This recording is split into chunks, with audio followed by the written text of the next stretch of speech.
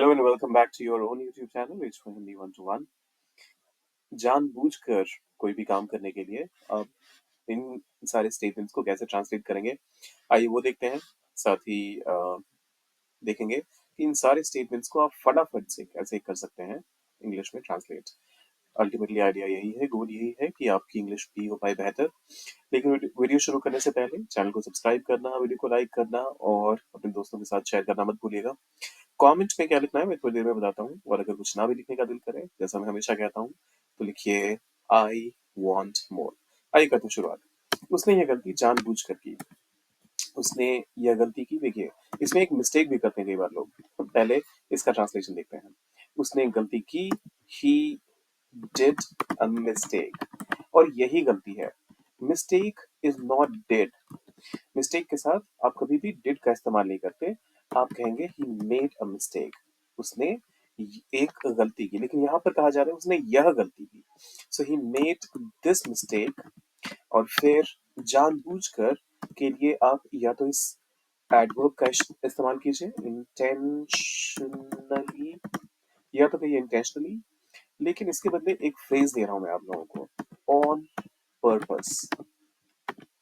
So he made this mistake on purpose. उसने ये गलती जानबूझकर की। He made this mistake on purpose. अब दूसरा आता है, क्या तुमने उसे परेशान करने के लिए ऐसा जानबूझकर किया? तुमने ऐसा जानबूझकर किया। You did this. तुमने ऐसा किया on purpose. यहाँ तक तो क्लियर है? उसे परेशान करने के लिए, तो to annoy him. You did this on purpose to annoy him. अब यहाँ पर डिड जो है हमारा मेन सब्जेक्ट है, सॉरी मेन वर्ब है। तो आप इस वाले डिड को उठाकर शुरुआत में तो ला नहीं सकते। तो आपको करना क्या पड़ेगा, यहाँ पर अलग से डिड लिखना पड़ेगा। यहाँ पर आपने क्या किया, डिड लिखा, और फिर did you do this, did you do this on purpose to annoy him, did you do this on purpose to annoy him. उसने जानबूझकर अपना फोन घर पर छोड़ दिया। उसने फोन छोड़ दिया, he left his phone।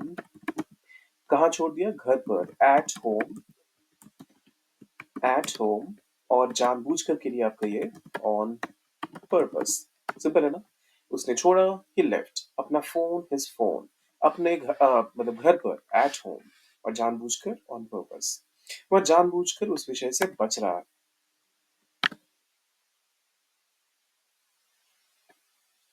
अगली वाली स्टेटमेंट पे आते हैं, वह जानबूझकर उस विषय से बच रहा है।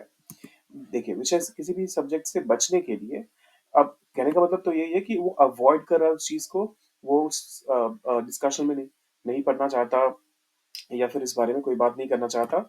सो ही इज अवॉइडिंग, बच रहा है, तो इस वजह से अवॉइडिंग, ही इज अवॉइडिंग उस विषय से, दैट सब्जेक्ट, और ऑन पर्पस मतलब जानबूझकर, he is avoiding that subject on purpose. फिर आता है, बच्चों ने सारी किताबें फर्श पर फेंक दी। जानबूझकर सारी किताबें फर्श पर फेंक दी। आइए उसको करते हैं ट्रांसलेट। बच्चों ने फेंक दी, द किड्स, या फिर आप चाहें तो द चिल्ड्रन का भी इस्तेमाल कर सकते हैं।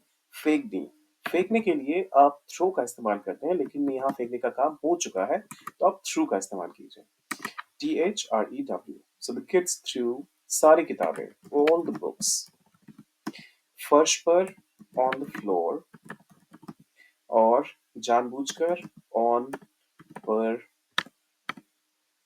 purpose. The kids threw all the books on the floor on purpose. उसने मुझे चोट पहुंचाने के लिए जानबूझकर वह बात कही। उसने वह बात कही। अब देखिए, बात कहने के लिए आप कहते हैं said, मतलब say। So he said that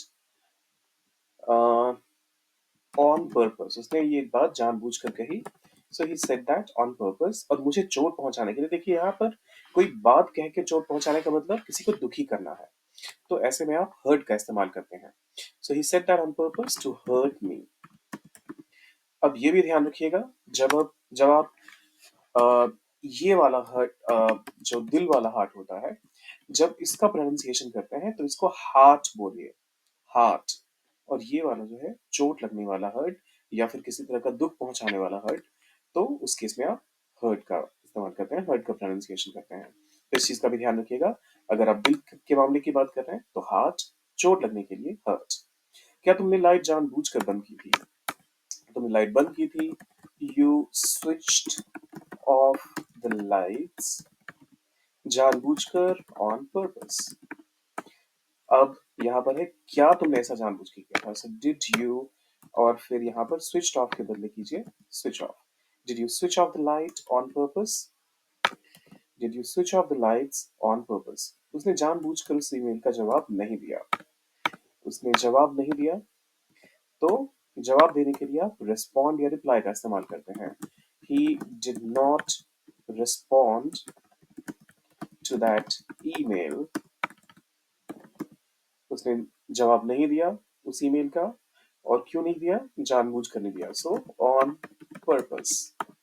He did not respond to that email on purpose. उसने अपनी गलती छिपाने के लिए जानबूझकर झूठ बोला। उसने झूठ बोला। He lied. क्यों बोला झूठ? गलती छिपाने के लिए।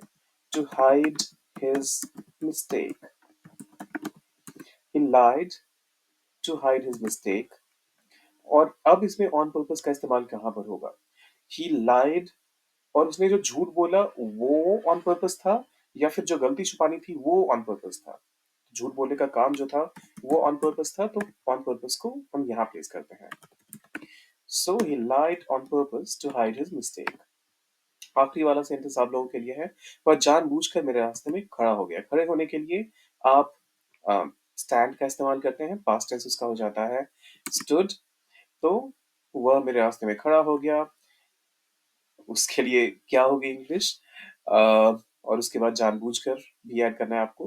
पूरे को ऑन पर्पस के साथ बनाइए और डालिए कमेंट बॉक्स में। और जाने से पहले वीडियो को लाइक, चैनल को सब्सक्राइब, शेयर, ये सब कुछ करके जाइएगा। मिलते हैं जल्दी।